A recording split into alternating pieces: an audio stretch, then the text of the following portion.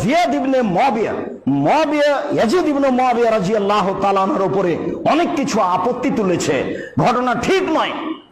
Yazid ইবনে মুআবিয়া রাদিয়াল্লাহু তাআলা আনহুর এই কাজে কোনো হাত ছিল না, এই কথাই ঠিক।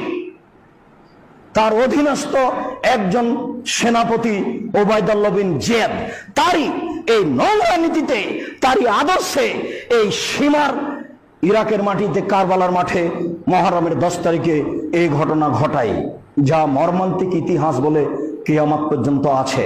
আল্লাহ এই বিষয়ে তুমি আমাদেরকে সঠিক বুঝার তৌফিক দান করো এবং মানুষের উপরে ভালো ধারণা মন্দ ধারণা করার তুমি সম্মতি দান করো। বিভিন্ন ধরনের বাজে মন্তব্য করে থাকেন এবং তার নামের শেষে রাদিয়াল্লাহু আনহু বলা যাবে কিনা জানতে আপনার সদয় মর্জি হয়।